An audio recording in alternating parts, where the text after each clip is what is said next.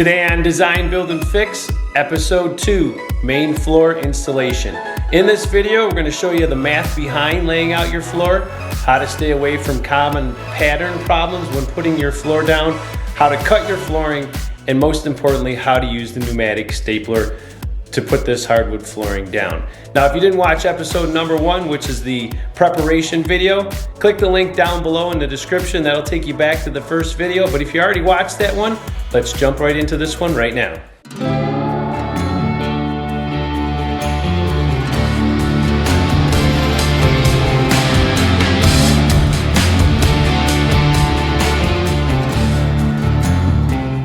All right, so the first row is probably going to be the hardest to put in. So what I do is, we've already snapped the chalk line as we showed you before, but then what I do is I like to take some smaller pieces, like there's a small one. The first 4 that I have there are smaller ones, and then this last one out here, the second one, is a long one, and it's absolutely straight.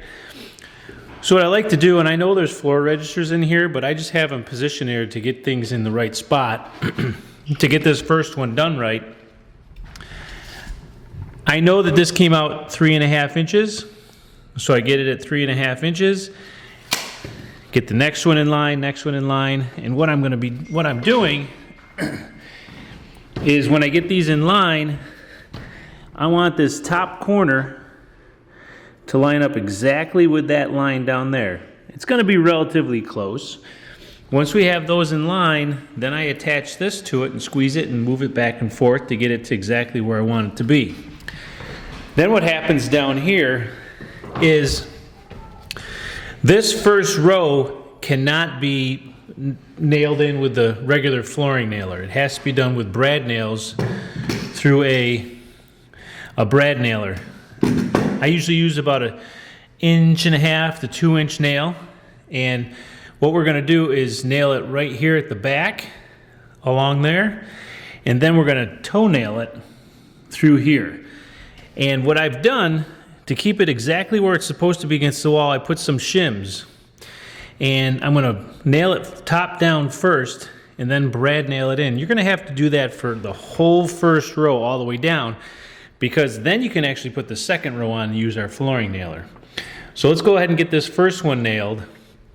Then we can pull it up because this one's in the right spot. And then we can rematch this seam and rematch this up for the next one, and then keep building out from there until we get our first row done.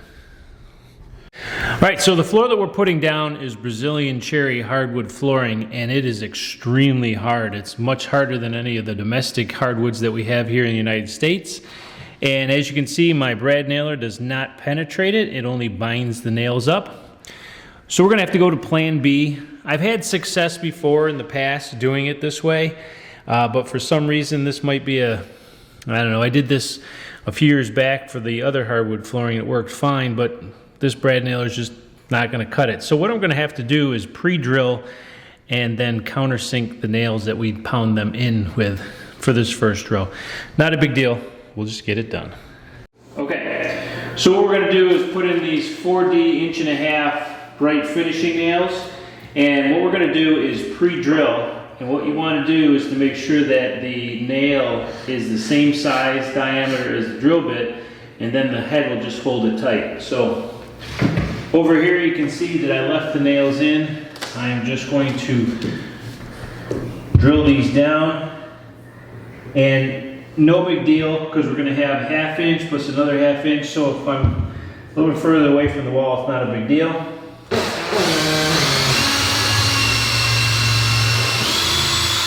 And just pop through.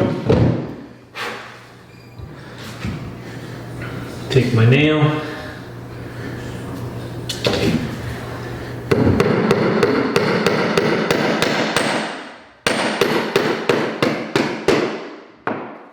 Then I'm going to countersink this in.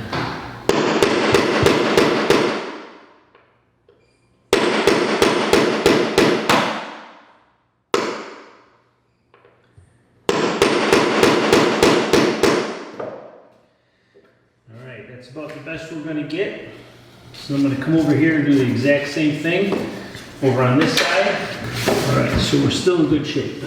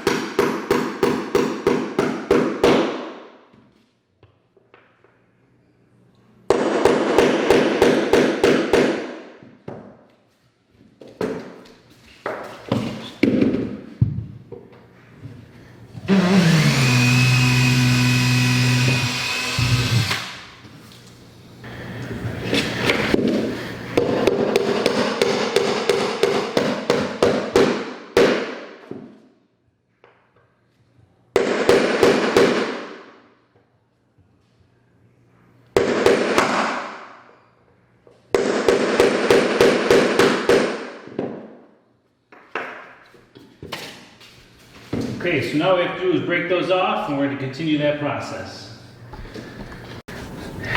All right, so there you have it. Our finish nailer doesn't have enough guts to get through the Brazilian cherry hardwood floors either. So we are going to pre-drill and nail every single one of these things in.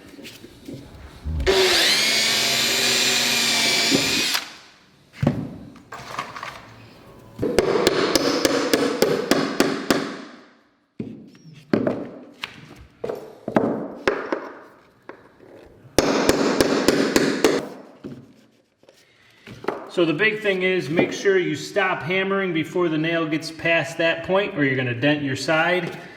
Take your countersink, pound it down so it's just below the surface, and you're good to go. All right, so we got a whole row to do just like that. Let's keep going. All right, so basically I'm going to take my second board, put it on here like this, and I know that my register is going to end here. Just put a mark on it. Doesn't have to be accurate as long as it's slightly bigger than the opening. And then we need to know is how far out we're going to go. And we know that we're going to be to this line, and we're about 5/8 of an inch back. So what I'm going to do is measure here 5/8 of an inch.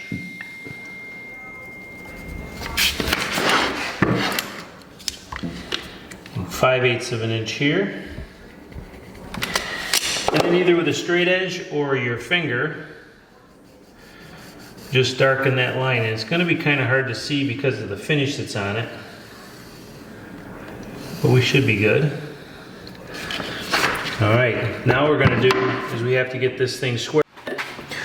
All right, so in order to make our cuts on our board, we're going to first use the miter saw. Then we're going to do a plunge cut with a circular saw.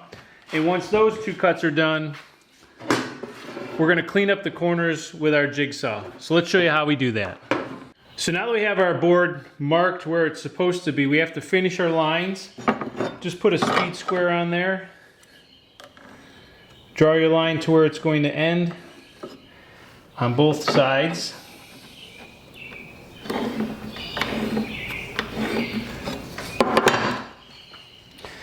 So now that I have my marks on there, the easiest way to cut this is with a circular saw and a jigsaw to clean up the corners. And so what you're going to do is put it in here like this, and we want to make sure that this side of the blade is on that side of the line. So I'm just going to bring it down so I can see it. We're good to go. Bring it all the way down until it goes to that intersection of where this line and that line meet. Make sure that you turn the saw off after you bring it up, because if you bring it down and turn it off, it's going to drop down further into it. So turn it off when you bring it up and out of your cut.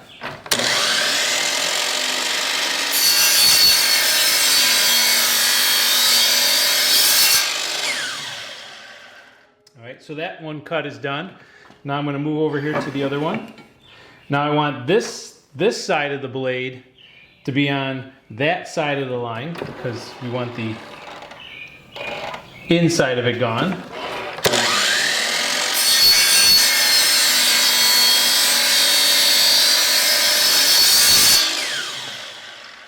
So now that I have my 2 cuts, what we're going to do now is going to do a plunge cut in here with a circular saw. So now that we have our miter saw that has made these vertical cuts, now we have to do the cut along the grain, and the easiest way to do that is a circular saw and do a plunge cut with it. So what you're going to want to do is to lift this up, put the tip of the skill saw on here, and then just drop it down. But you have to make sure that when you drop it down, that your blade doesn't go past that point, because it's going to come in here and it's going to give you a look that you're not going to be very happy with. And then you're going to stop it when the blade hits here on this corner.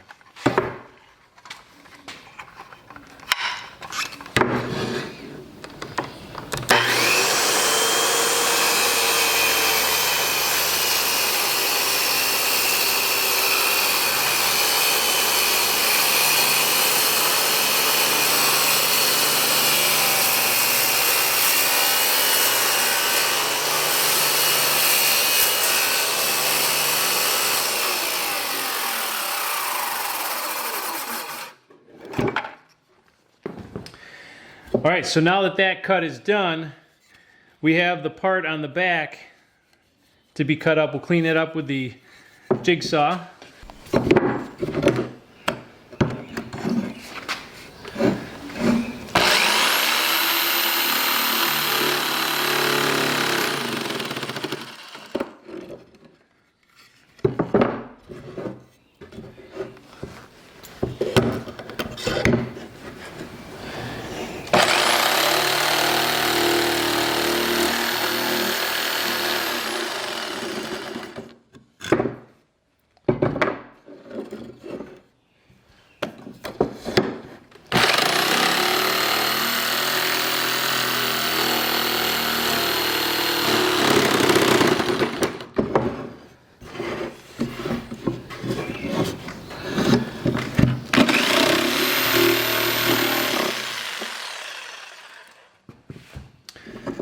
All right, so when you're done, it's going to come out like this.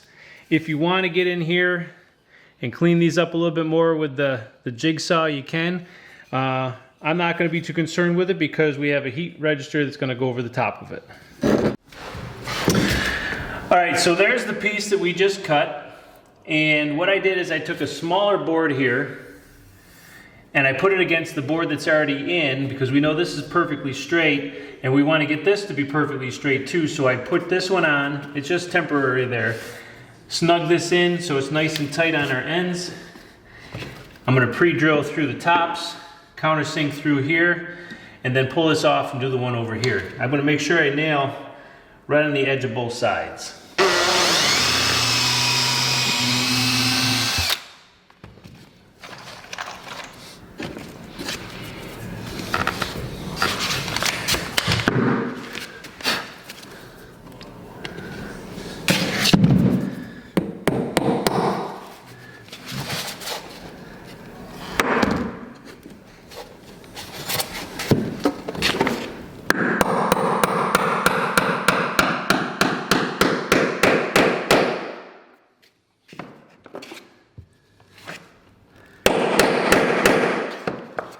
Okay, and the process continues.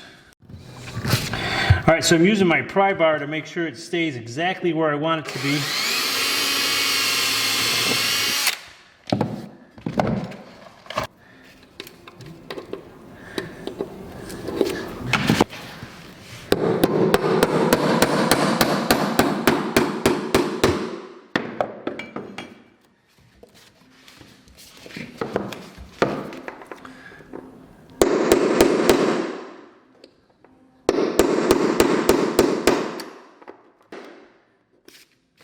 Okay, onward and upward. All right, I'm not gonna lie to you. Pre-drilling and nailing that first strip in was not fun. It took quite a bit of time. But the good news is it's done. Now it's time to start using our pneumatic nailer down. Let's talk a little bit about that. So the boards that we're using are 3 1/4 by 3/4 inch thick Brazilian cherry hardwood floor. It's extremely hard. The manufacturer of the floor says that you're supposed to use 15 to 16 gauge nails for this hardwood flooring. I called the manufacturer of the power nail air nailer gun for the hardwood floors, and they said because the hardwood floor is extremely hard, he suggested 18 gauge nails tapered instead of the 15 or 16 gauge. It's a little lighter gauge. He said pretty much guaranteed not to split the tongue when you put these nails through it. The manufacturer of the floor says 15 to 16 gauge nails to have the warranty, but I don't think their warranty is a whole bunch of anything. So I am going with the manufacturer of the power nailer, who says that we don't want to split the tongue, which I guarantee it's relatively pretty easy with a heavier gauge nail. So I'm going with an 18 gauge 1 3/4 nail because we want that nail to go through the board and through our subfloor and pop out just beneath the bottom of the subfloor, and that'll hold it nice and tight.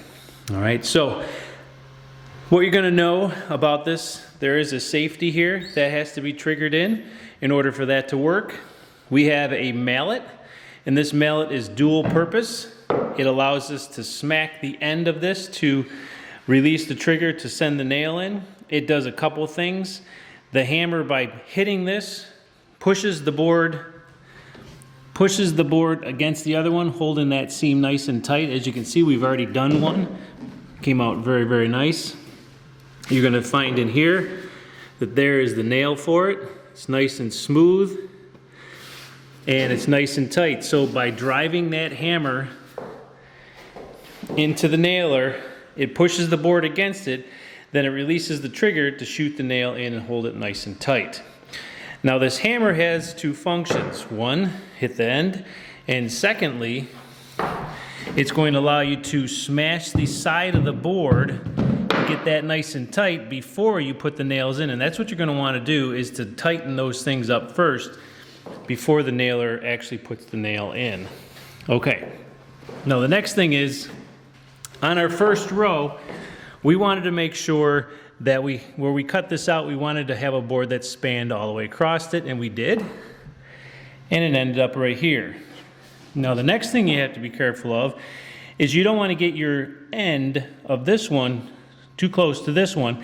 That is about where we want. You don't want much less than 4 or 5 inches like we have there. You don't want it to fall something like that. That distance would not be appropriate. You want it to be a lot longer like that is. We also want it to span this, go past this joint, and get it to another point where it passes another joint by the 3, 4 inches, 5 inches that we talked about before. You don't have to get a tape measure out, but that's what we're kind of looking for. And then we'll keep going from there. All right, so let's get this board nailed in. All right, so the first thing we want to do is to make sure this tongue and groove go together. So we're going to slide it in here like this. And then we'll just take our hammer, pound it in, all the way down, get it nice and tight. And then what you want to do is hit the end of it this way. What that's going to do is it's going to tighten it up right here. All right, once you get it tight, you have to go back and re-tap it a little bit. That's fine. Now the one thing you have to be careful of is, because there's a lot of power that pushes, that's going to nail this board into this board, sometimes these have a tendency to push back. So you may have to hold the board here a little bit as you pound it in. Now, the next thing is, you don't want to be in nailing too close to the end, because you're very much guaranteed to split this tongue. So you want to be in about 2, 3 inches from the end, and that'll be sufficient. All right, so our nailer.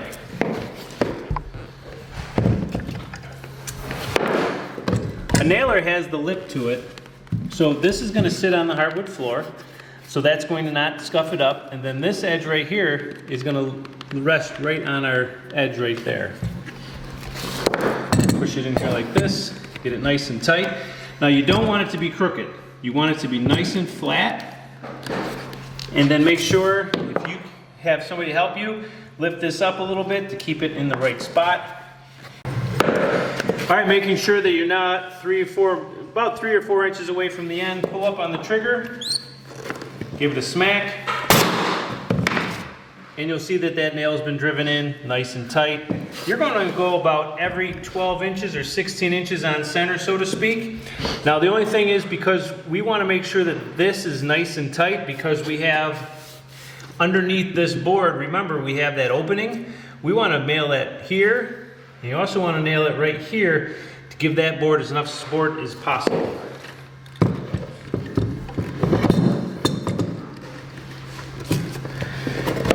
Slide this over. Up.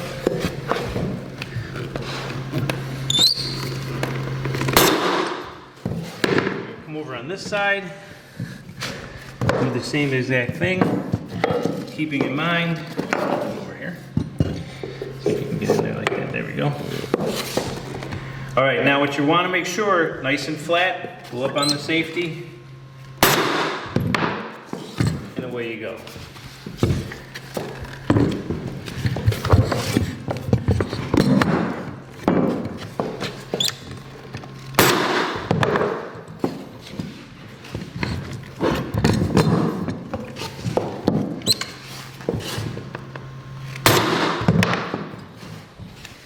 Again, making sure we're about 3 inches or so away from the end. Nice and tight. And those are in. Now, I do have to say, don't try and be one of those professional guys that comes by and bang, bang, bang, bang, bang. Slow and steady wins the race. You want this to be a nice, tight seam. All right, so the next thing that we want to address is the fact that you never want to pull all the stock from one box. You always want to have at least 3 or 4 boxes. I have 3 boxes open. You always want to have 3 different boxes open, because the grain of one box, that one there, might be different than the grain that you're seeing there. The color variations might be substantial sometimes. So you kind of want to pick through 3 different boxes, and then one's gone, grab another box, put another one in. The next thing, and probably one of the most important things that you want to do, is make sure that bring your hardwood flooring into the room or into the house where it's going to be installed, and let it acclimate for at least 72 hours. That's the minimum. Now for us, these have been here for about 6 weeks.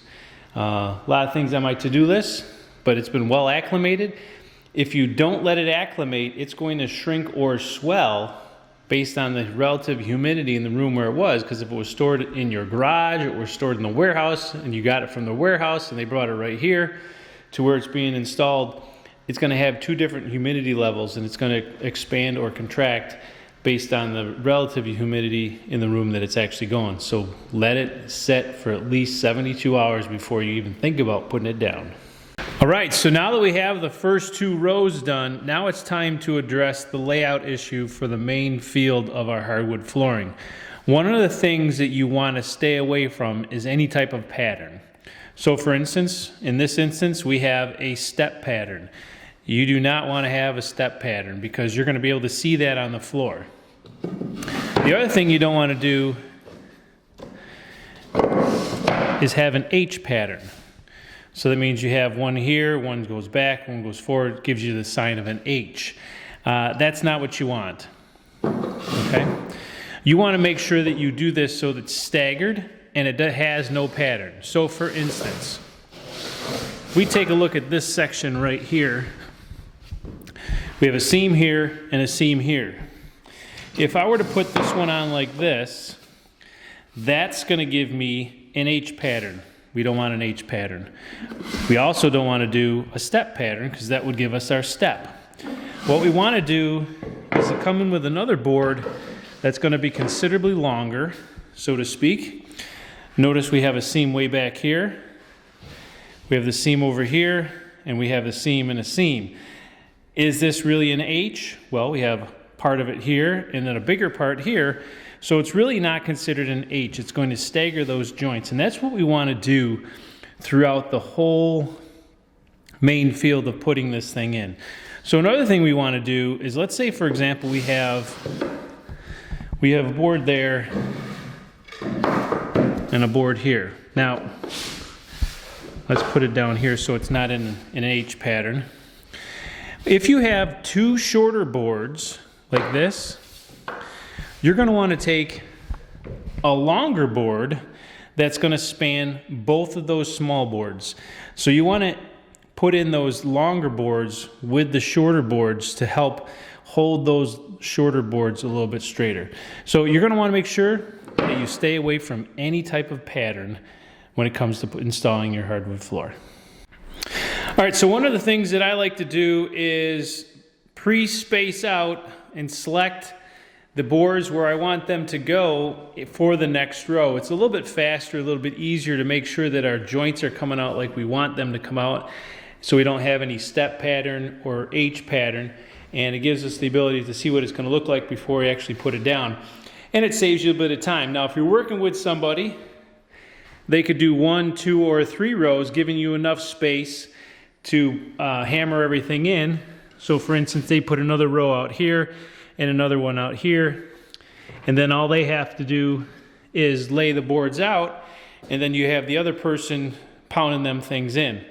Now the other thing we want to address is make sure that when you put these boards in, that you give yourself about 1/4 of an inch or more, probably 3/8, 1/4 of an inch on the ends. We don't get a lot of movement this way in the board. It goes this way. So if you leave yourself 1/4 inch, you're going to be more than fine.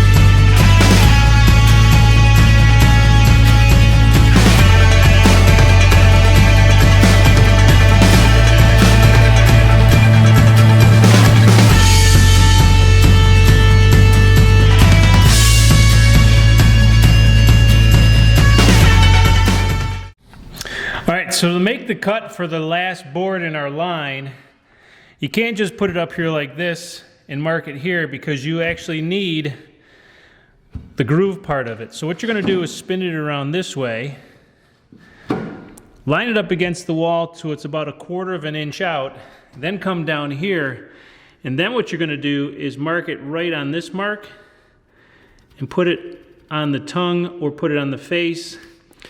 And what's gonna happen is that's going to allow this to be the exact size it needs to be on that side. All right, so the easiest way to get this tight here at the end, because you can't hammer it this way, is just to take your Wonder Bar, put it against here, against the bottom part here, because that's where there's the bottom plate for your wall studding, and pull it back this way. And what that's gonna do is cause that to go nice and tight. Then just pound this back in. Make sure that's tight and hammer it in.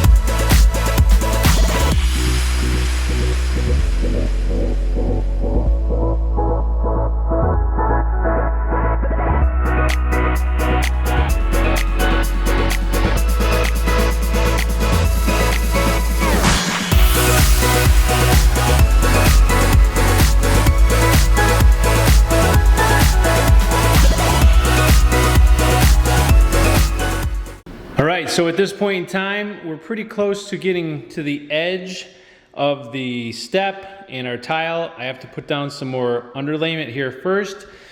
But I think before I do that, I want to address my steps. Now, originally I thought I was going to just take the steps out, put the hardwood underneath it, and then put the steps back on. I would have to redesign the steps to accommodate that because the rise is going to be different now because of the floor. But I think what I'm going to do now is take out the steps and just hardwood up to the step in itself, because I have to rework it anyways. I think that's going to be the best bet. I don't want the hardwood to be underneath the step and probably going to cause a squeak issue.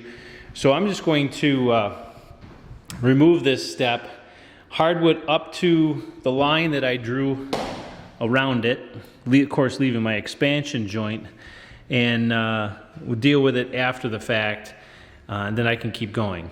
So at this point I'm going to remove the steps. Quarter round has already been taken out. I know over here on this side I just have a 1/4 inch piece of plywood here tacked on the front, so I'm going to take that out. It's going to expose the framing, unscrew it, and this whole step should come right out. Alright, so I completely forgot how I put this thing together. Apparently this front piece was glued on, and when I got over to this side I kind of messed up my curved part of it. So looks like I'm going to be replacing these anyways. Not a big deal. I was going to change the size of it anyway. So now that it's out, I can go ahead and literally go up to my line that I have drawn where I want this to end as far as my hardwood goes. So we'll take this out and we'll keep putting hardwood floors down. Thanks for watching the main floor installation. If you like the content, make sure you subscribe to the channel. Next video coming up, we're going to talk about finishing touches.